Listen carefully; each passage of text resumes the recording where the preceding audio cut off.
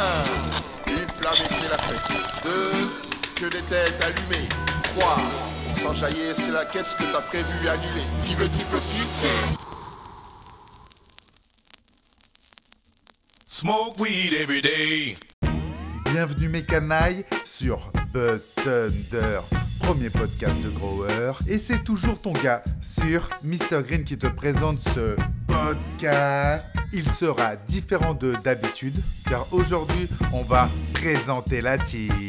Qui est Kenai Kikit?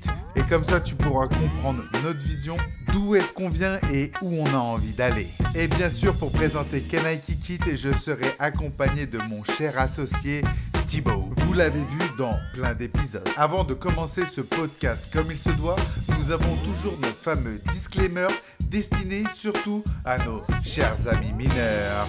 Bon les mecs, je vais me répéter à chaque début de podcast.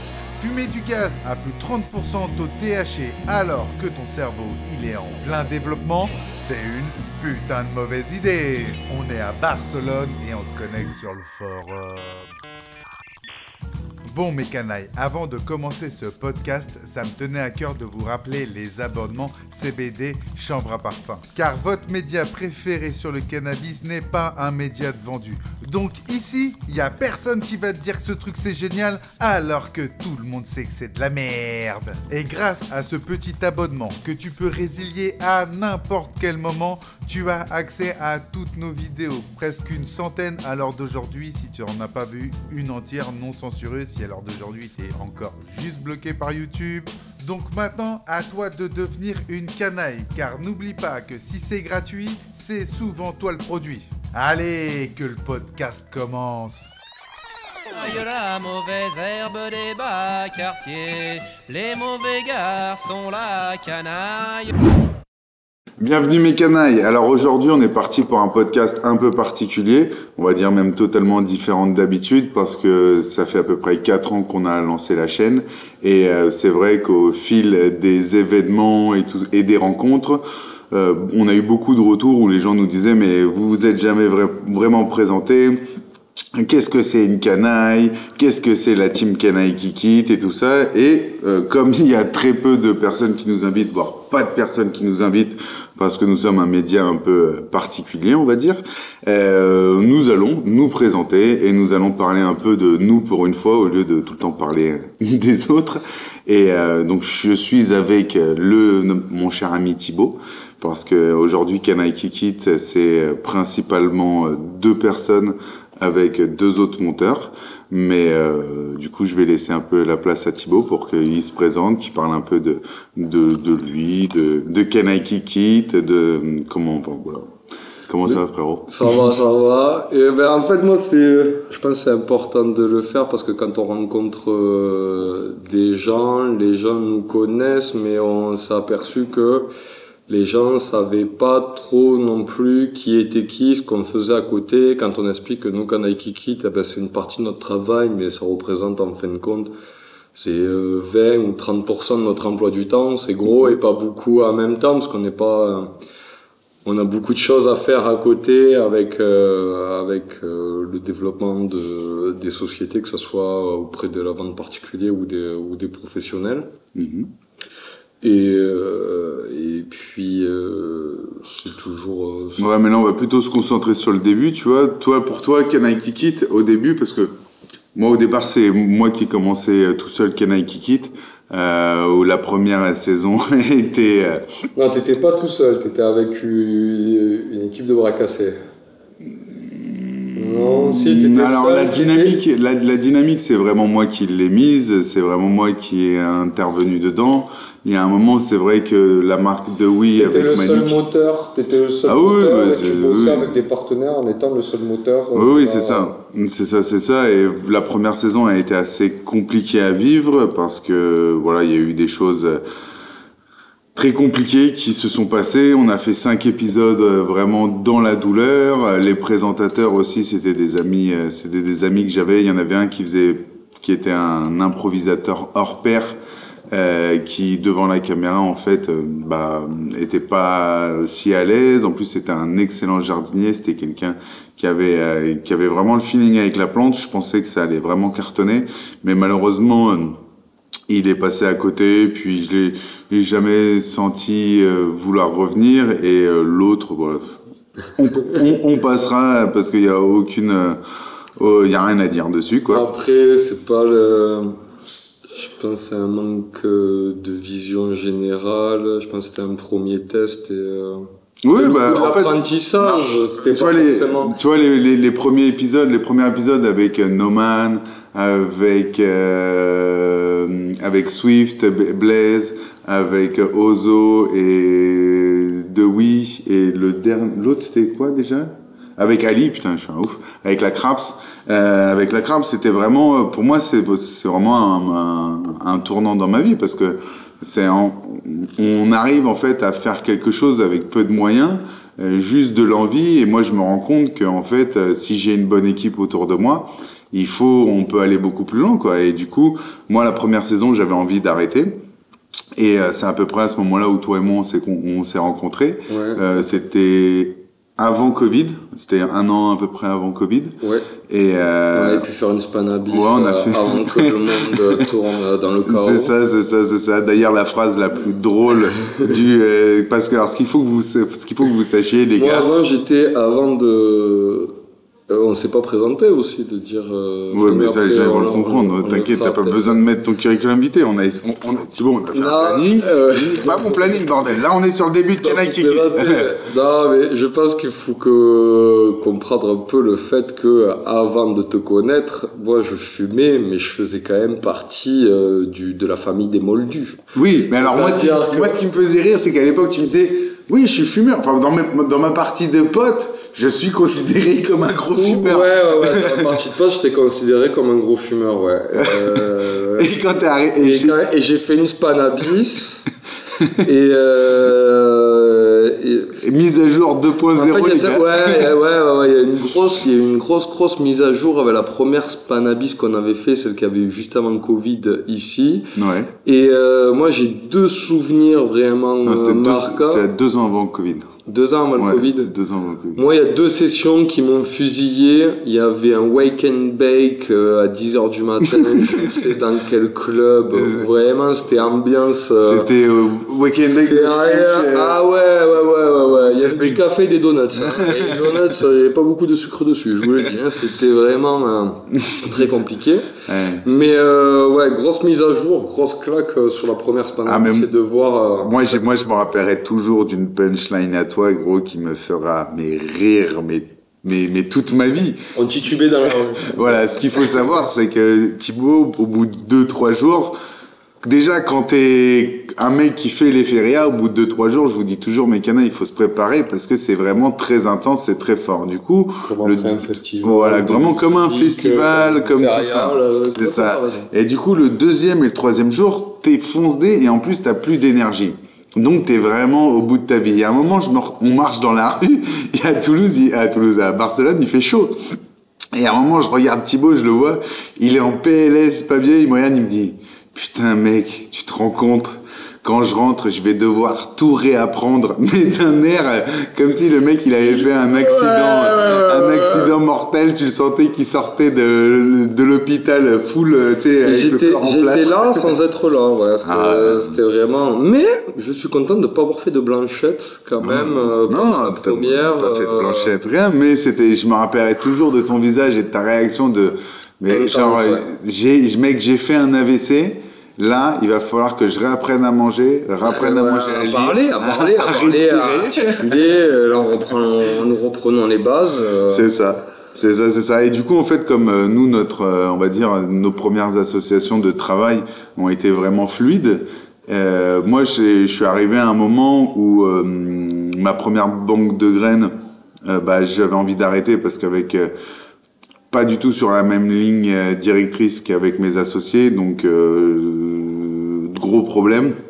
Je préfère partir de mon côté. Canaille Kikit, je commence à comprendre les blâmes YouTube, tout ça et tout. Après, t'avais fait qu'une seule saison aussi. Ouais, mais tu sais, quand t'as un premier épisode qui fait quasiment 100 000 vues en un mois et le deuxième épisode il fait 50 000 vues et que les gens te disent ah mais c'est pas parce que c'est de la merde, hein, c'est juste parce qu'en fait on me l'a pas proposé, on passe à côté, tu vois. C'est ça, et que quand je me renseigne, on me dit oui mais c'est simple, monsieur il vous faut un avocat qui vous envoie une lettre d'avocat et que la lettre d'avocat elle coûte en moyenne 5 000 €. Vous avez 5 épisodes, voilà, ça vous fait beaucoup trop cher quoi. Donc voilà, moi nous on n'a pas l'argent pour les avocats et tout ça. Donc c'est vrai que sachant que YouTube pour connaître pour avoir discuté avec eux, c'est pas du jour au lendemain que tu non mais YouTube tu peux pas discuter avec eux. YouTube c'est une dictature. Parce que là l'avocat c'était quoi? C'était pour la première saison, c'était quoi? Ouais, c'était pour la première saison, c'était si on voulait retirer les blâmes et tout ça et tout, fallait faire une lettre prouver comme quoi que c'était fait à Barcelone et c'est un avocat qui fait ça et tout. Et en plus c'était pas gagné, c'était juste la démarche à faire. Voilà, là en gros c'était le même niveau que vous envoyez le dossier B13 au machin, mais exactement. Ça, pas, non, il risque plus de tenir les murs que d'être ouvert sur un bureau. Ça, c'est peut-être aussi juste pour te faire balader. Vous inquiétez pas, il existe des solutions et puis après derrière. C'est ça. Malheureusement. C'est ça. Et puis vraiment, à ce moment-là, moi je me rappelle, j'étais dans mon jardin, on discutait et tout, et tu me fais non mais gros, faut pas laisser tomber. Moi en plus, je me rappelle, tu me disais, je viens de terminer mes formations. Je suis très bon en marketing, j'ai envie de communiquer dessus. Moi la weed ça me plaît. On revenait de la Spanabis où tu commençais à pour expliquer de base le pourquoi je me suis pris une claque à la Spanabis et pourquoi on a fait notre association et qu'on travaillait ensemble. Moi à la base en fait je suis graphiste web designer, je fais de la communication et de l'image de marque et j'avais déjà une spécialisation dans tout ce qui est restauration haut de gamme, producteur haut de gamme. J'avais déjà une patte et une vision dans le gustatif et je pense que j'aurais pas rencontré restauration. Je serais resté dans la même logique que ce qu'on fait. Ouais. Et en fait, j'ai commencé à travailler avec lui pour Wanted Seed, pour la communication, pour un fascicule en fait, pour essayer de tourner. Et où j'avais amené du design, du graphisme et tout ça quoi. Mais il y avait l'impact de la restauration du vin. C'était vraiment classe. Moi je me rappelle, quand je donnais après, ça. C'est un petit peu maintenant ce qu'on a maintenant comme communication, c'est un petit peu dans la même logique du gustatif. Bien sûr. Donc du coup les canailles, quand vous nous envoyez un message mail et tout ça et tout, vous tombez sur Thibaut. La plupart du temps. Donc, quand vous dites ouais, salut Green, nanani nanana, vous pouvez dire salut Thibaut aussi parce que. C'est peut-être moi. Voilà, c'est sûrement à 70% de chance, si c'est du SAV, même 90, que ce soit lui qui vous réponde. Donc voilà. Et donc en fait, à ce moment-là, la deuxième saison, en un an, on sort 2 épisodes dans la douleur qui, il y avait un haut potentiel mal fait, mais bon, après, mal fait, oui et non, parce qu'il faut toujours faire une première fois les choses pour se rendre compte. À la fin de quelque chose qui a été mal fait, non, en fait, c'est pas du tout au même niveau que d'avoir de la faire, tu vois, t'as fait une dynamique. T'as vu que tu pouvais quand même dans la première saison ramener des bonnes personnes et voir ce qui fonctionnait pas. Après, une fois j'avais fait moi je te dis, je le vois pas du tout comme quelque chose de mal fait. Moi je le vois comme l'apprentissage. Ouais, c'est ça, c'est le début. C'est de l'apprentissage. C'est clairement le début. C'est en plus moi à ce moment-là, je joue clairement avec mon argent quoi. C'est tout ça, c'est moi qui mets tout en place. Il y a pas une personne qui a mis un oseille à part moi. Surtout à ce moment-là, tu vois.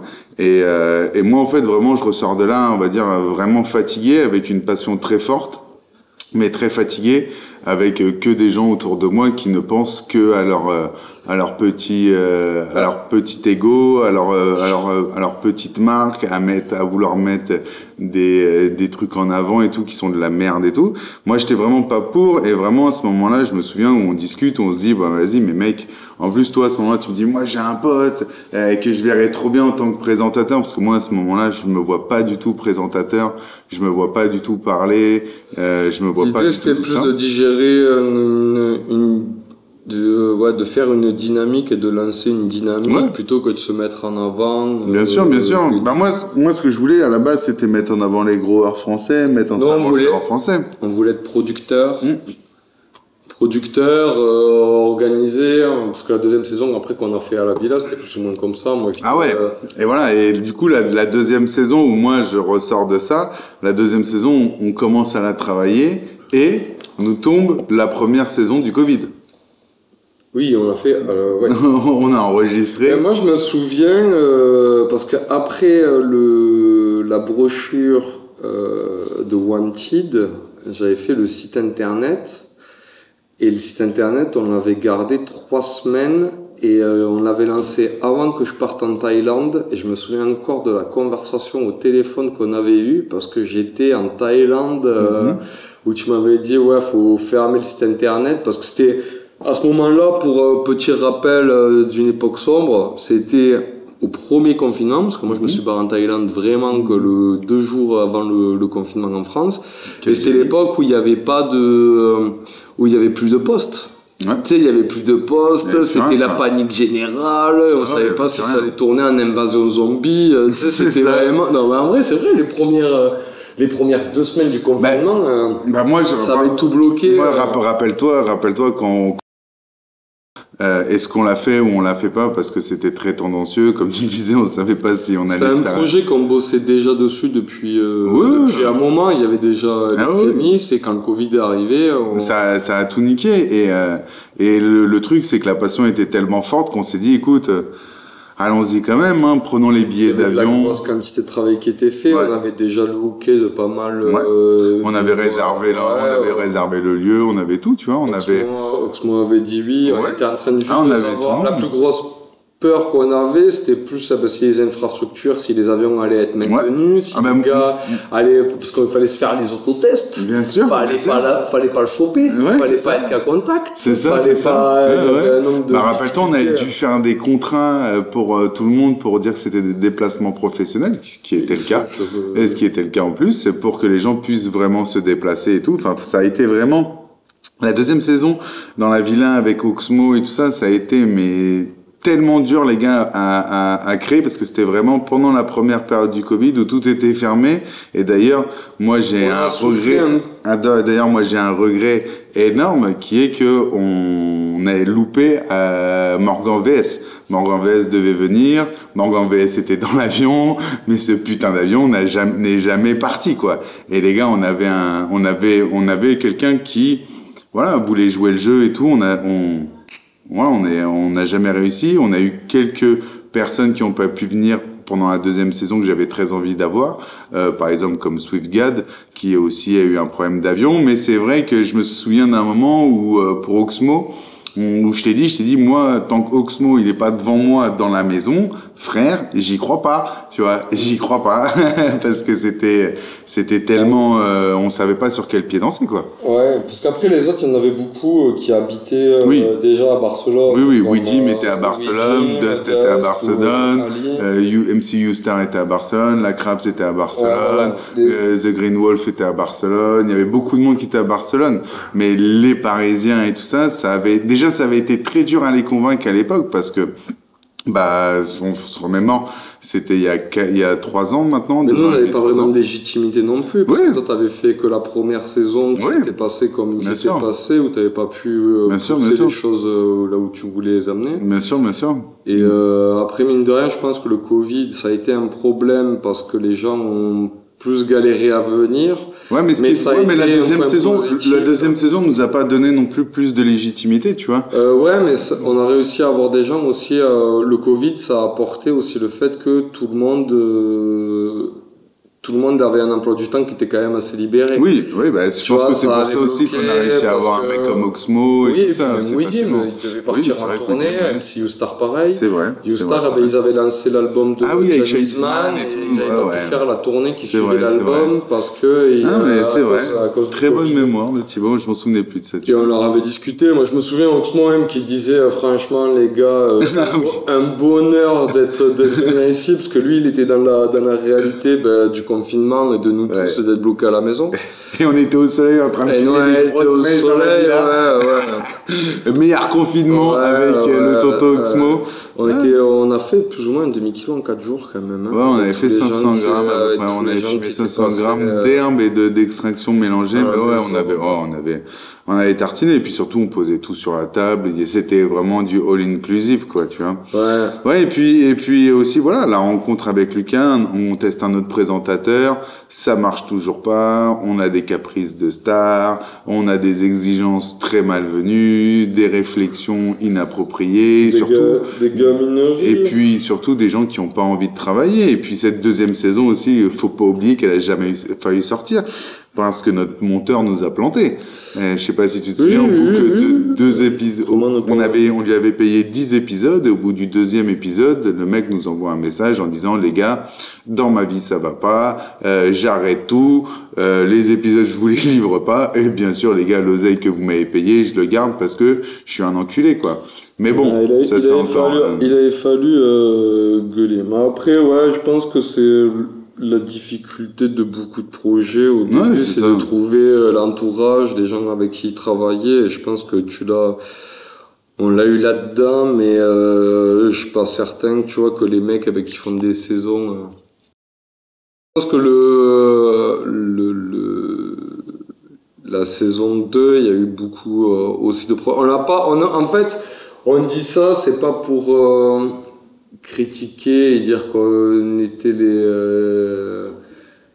enfin il y avait une bonne dynamique. Je pense qu'on est tous les deux frustrés de la seconde saison, nous d'avoir réussi, d'avoir mis beaucoup de temps et d'énergie dans ce moment-là pour essayer de tout réunir pour faire une belle saison avec des beaux invités et d'arriver d'aller au bout. Moi la deuxième saison, et que l'équipe et de pas arriver à driver l'équipe et de pas avoir pas avoir les bonnes personnes et de pas arriver à driver la chose pour arriver là où on voulait aller. Moi tu vois la saison 1, je me dis on faut continuer à travailler en équipe mais pas autant. Saison 2, on a diminué l'équipe par 2. Mais on se rend compte, deuxième saison, que encore divisé par 2, ça fait toujours trop, et qu'en fait, vaut mieux être à 2, tout simplement, que à 8, à 6, en essayant de développer les choses en communauté, et que des fois, vaut mieux être juste avec des gars sûrs qu'avec des gens qui veulent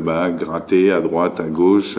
C'est question de motivation. Hein. Nous, on est drivé par une vision générale. On est des créatifs aussi, tu sais, on aime créer, enfin toi, chacun dans notre style, toi t'as ta façon de créer, moi j'ai ma façon de créer, et je pense que tous les deux, on est des entrepreneurs qui ont un côté artistique et qui aiment créer, et c'est pour ça qu'aussi on s'entend bien, et que même si on est différents, et qu'on a plein de points qui sont vraiment différents, on arrive vraiment à s'entendre parce qu'on a une vision directive commune, quoi. Et je pense aussi c'est ce qui fait qu'aujourd'hui Kenaiki Kids c'est une équipe hyper solide, parce que toi et moi on sait que on est des associés, on est des potes, on est des amis, on a confiance l'un en l'autre, et que quoi qu'il arrive, on partage les mêmes objectifs. Ça vient aussi que les gens avec qui on travaille, ils voient que l'épisode, que le tournage et la vision, la vision du travail s'arrête à l'action, tu vois, à la fin du montage de cette vidéo, à la fin du tournage de ça. Et nous, il y a la vision générale de changer, nous c'est améliorer l'image et le secteur, et ce qui compte et ce qui compte pas dans le secteur du cannabis. On voit le projet dans sa globalité et le but final de ce qu'il faut apporter, et pas du fait que ça soit notre projet, et du fait parce que la direction que ça a pris, c'est par rapport à notre vision générale des problèmes qu'il y a du cannabis au niveau de l'industrie, au niveau de la légalité, au niveau des discours, et c'est ça qu'on veut amener, quoi. Nous, on voit le projet en grand, et les personnes avec qui on travaille voient que l'acte. Et mais encore une fois, moi, je trouve que c'est les coups de l'apprentissage, et on parle des problèmes. Ouais, bien sûr, mais regarde comment les épisodes, ils ont énormément changé. Aujourd'hui, à la base, on était dans un format où on essayait de louer des maisons et inviter des gens pour créer une ambiance, un univers sur une semaine et tout. Aujourd'hui, c'est pas donné le niveau planning. Aujourd'hui, on est plus, nous, à aller à la rencontre des acteurs là, comme là, on revient de la Hashtime où on a vu énormément de monde, où on a communiqué avec énormément de monde, on rencontre de plus en plus des acteurs européens. Du coup, vraiment aujourd'hui, pas rester dans un studio, mais sortir de sa zone de confort, parce que moi, concrètement, je sors totalement de ma zone de confort. Hein. Moi, à la base, les gars, je vous rappelle, hein, je suis un jardinier. Le fait que Mr. Green soit Mr. Green, c'est plus parce qu'on a eu, parce qu'on n'a jamais trouvé de présentateur qui représentait exactement la vision qu'on partageait tous les deux, et qui avait la même envie de développer la chose, et qui... Nous, on est totalement d'accord sur la direction et sur les choses à faire. Des fois, on se dispute sur comment y arriver, mais de la vision générale profonde, on sait exactement où... Ah ouais, les gars, des fois, on est un vieux couple, hein, vous savez même pas comment ça se passe. Hein. On se gueule dessus, et puis 5 minutes après, on va boire une bière. Jacques revenait 50 ans... C'est ça qui est bon. C'est ça qui est bon. Comment on appelle, putain, les trucs matrimoniaux, là, putain, les noces de... Ah, je sais pas. Ouais, je sais pas. Je suis parti sur un mot que je n'ai jamais trouvé. Non, voilà, et ce qu'il voulait vous dire, c'est vraiment, moi, au bout d'un moment, en fait, à force de me plaindre des présentateurs, des gens, je me disais, mais les gars, qui veut faire le truc? C'est vrai que, même avec, à l'époque, ma compagne, mon ex-compagne, on s'est dit, bon, vas-y, il y a un moment où, qui le ferait mieux que... On n'est jamais mieux servi que par soi-même. C'est ça, et du coup, là, j'ai dû, les gars, sortir de ma zone de culture. Je suis complètement sorti de ma zone de confort, et je suis passé devant la caméra. Et ce qu'il faut que vous sachiez, les gars, c'est que ça a été la chose la plus dure pour moi, parce que je vais vous donner un exemple que je n'ai jamais réussi à faire quand j'avais 20 ans, 18-20 ans. Moi, là-bas, je viens de la musique, je viens du rap et tout ça. Et à l'âge de 15 ans, je rencontre un mec qui s'appelle Mélan, un mec qui était un monstre du rap. À 15 ans, il sortait des textes de fils de pute et tout. C'était quelqu'un que j'admirais foncièrement, et vers 16, 17, 18 ans, je suis vraiment noyé dans la culture hip-hop, tout ça, et j'ai envie de rapper, je commence un peu à rapper, mais j'ai honte de ma voix, j'ai honte de ma présence, j'ai honte de mes gestes, j'ai honte de moi, tout simplement, je suis pas bien avec moi. Et du coup, en fait, comme j'aimais aussi beaucoup graffer, je me dis, il y a un côté aussi derrière. Je vais devenir producteur, je vais faire de la musique, en plus j'aimais beaucoup la musique, je vais enregistrer les gars et tout ça. On avait un groupe à l'époque, pour ceux qui veulent aller voir, qui s'appelait Omerta Music, groupe toulousain, les gars, et voilà quoi. Et du coup, moi j'étais derrière. Du coup, quand je lance Can I Kick It, je garde ma place de derrière. Je dis bon, moi je vais chapeauter tous les trucs, et je vais faire en sorte de mettre les mecs sur les bonnes rails, et on va tout niquer tous ensemble. Et en fait, même quand tu mets les mecs sur les rails, c'est pas forcément dit qu'ils arrivent à destination, quoi. Du coup, au bout d'un moment, à force de pas arriver à l'endroit où je voulais qu'on arrive, je me suis dit, bon, vu qu'en plus le but c'est d'être le moins possible, je vais le faire, quoi. Du coup, j'ai commencé à faire les mythes et légendes, qui ont été extrêmement durs à tourner. J'ai dû les tourner 4-5 fois avant d'avoir un truc à peu près potable, qu'aujourd'hui je n'arrive pas du tout à regarder parce que je me trouve éclaté. Un truc de ouf. Mais voilà, quoi, totalement, les gars, en gros, là, de ce que j'essaye de vous dire, c'est que la plus belle des choses qui m'est arrivée aujourd'hui, c'est de rencontrer cet alter ego qui est Mr. Green. Parce que c'est moi et c'est pas moi en même temps. C'est très particulier, c'est-à-dire que c'est totalement le fond de moi. C'est ce qu'il pense, ce qu'il dit, c'est moi, mais comment c'est amené, c'est moi en exagéré. C'est-à-dire que des fois, ce que je n'oserais pas être, comme il a ce putain de chapeau, comme il a ces putains de lunettes, et que c'est indirectement pas moi, j'arrive un peu plus à me libérer, quoi. C'est quand même un personnage quand vous voyez en vidéo. Bien sûr. C'est tellement un personnage quand même que quand on se balade en club, qu'on rencontre des gens avec qui on a rendez-vous, s'il a pas le chapeau, les gens mettent un moment avant de le reconnaissent pas. Avant de le reconnaître. Non, ça c'est quand même assez. Moi je m'attendais pas. Moi je connais d'avant Mr. Green, je connais. Pour moi, t'es Bastien à Mr. Green. Mr. Green. Non, mais c'est sûr. La Hashtime, je suis arrivé, gros, civil, quoi. Limite. J'aime bien voir la réaction des gens. Le bonjour, ils te regardent, Ils te voient, ils te reconnaissent, il y a un truc, il y a un bonjour. Oh. Il y a un délai de 2-3 secondes, tu sais, comme les gamins quand ils tombent par terre, ils captent qu'il n'y a rien, et puis après, tu sais qu'ils se mettent à pleurer. Là, ça peut t'as même la plus de temps, c'est... Hein? Parce qu'en fait, eux aussi, ils pleurent quand ils me rencontrent. Merci à toi de venir découvrir nos versions gratuites disponibles sur YouTube ou Spotify. Maintenant, si tu as envie d'en apprendre plus et de découvrir une communauté cannabique unique en son genre, spécialisée Living Soil, et que tu ne veux plus subir les censures de YouTube, d'Instagram ou tous ces autres réseaux, il n'y a qu'une seule possibilité, c'est de devenir une canaille. Et avec ce petit abonnement que tu peux résigner à n'importe quel moment, tu as accès à notre Discord. Et si tu as envie de venir participer au podcast, c'est le lieu et le moment.